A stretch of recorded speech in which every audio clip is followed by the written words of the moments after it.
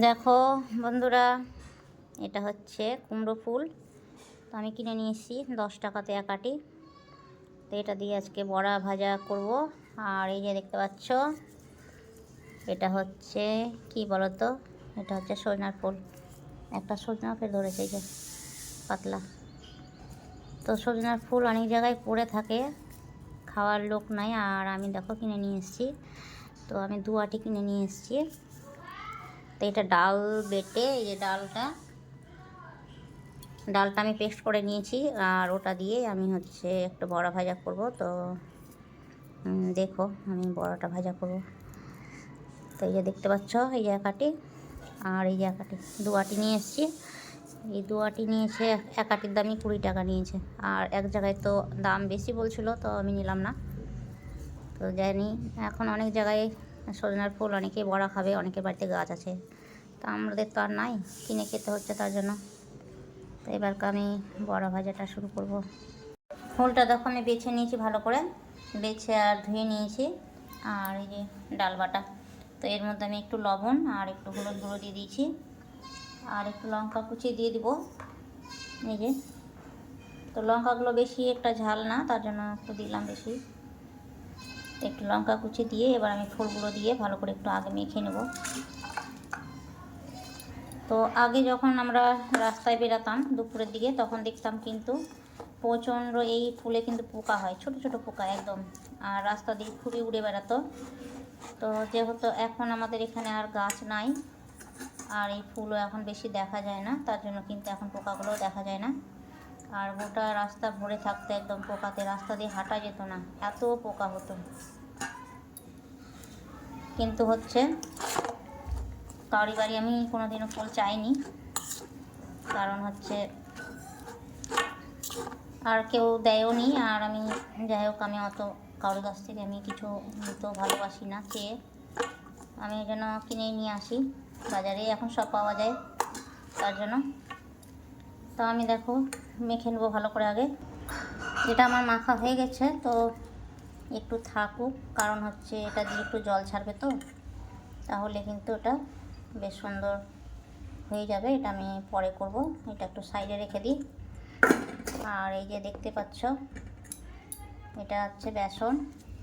তো এটা দিয়ে আমি মিষ্টি কুমড়ার ফুলটা বড়া করব।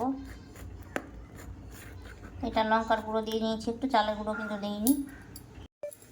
এবার হয়ে গেছে, এটা আমি একটু ছোট ছোট করে বড়ি করে নেব, একটু সাইজ ছোট করে। আর তার আগে দেখো কুমড়ো ফুলের বড়াটা করে নিয়েছি। তো এরকম করে কে খেয়েছো, যাদের আছে তারা তো খেয়েছো, জানি সেটা, কারণ ফুলের বড়া অনেকেই খায়। সজনা ফুলের বড়া খেতে ভালোই লাগে, অনেকেই খেয়েছো, আবার অনেকেই খাওনি।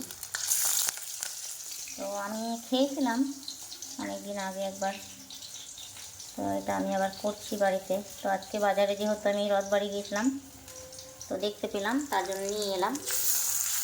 আর রথবাড়ি গেলে অনেক রকমের সবজি পাওয়া যায়, আমি যখন যেটা একটু দেখতে পাই নিয়ে নিই। তো আমাদের এখানে সব রকমের পাওয়া যায় না, আমি সকালবেলা করে বেশিরভাগ যাই রথবাড়িতে, ঠাকুরের ফুলটাও নেওয়া হয়ে যায়। আর এই যে যখন যা পাই আমি নিয়ে নিই।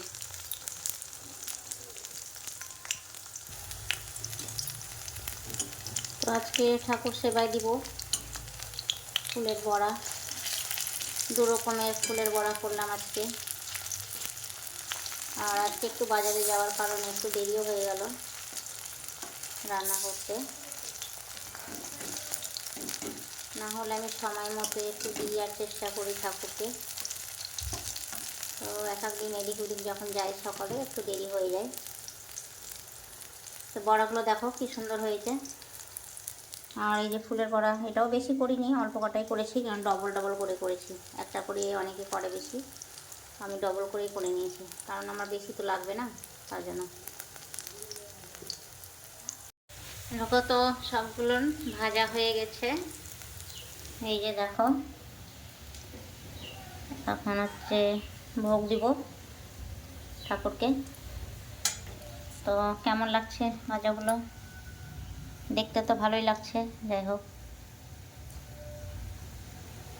সজনা ফুলের বড়া। তো দেখো ঠাকুরের ভোগ হয়ে গেছে। রাধে রাধে বন্ধুরা। তো এই যে 2 রকমের বড়া করেছি, আজকে ঠাকুরকে দিয়েছি। আর এটাও একটা বড়া রসাই করেছি, বেগুন আলু দিয়ে, টমেটো দিয়ে আর ডাল বাটার বড়া করে। তো ভোগ দর্শন করো। আর আমার মদনমোহন, এই যে আমার মদনমোহন। আর দেখো সবাই আবার এসছে আমাদের বাড়িতে ঘুরতে। তো এরা চলে যায় মাঝে মধ্যে বাড়িতে, আবার আসে। তো এখন কিছুদিন থাকবে। তো আমার মেয়ে নিয়ে এসছে, তো আবার কিছুদিন থাকবে এখন। তো রাধে রাধে বন্ধুরা, সবাই ভালো থেকো।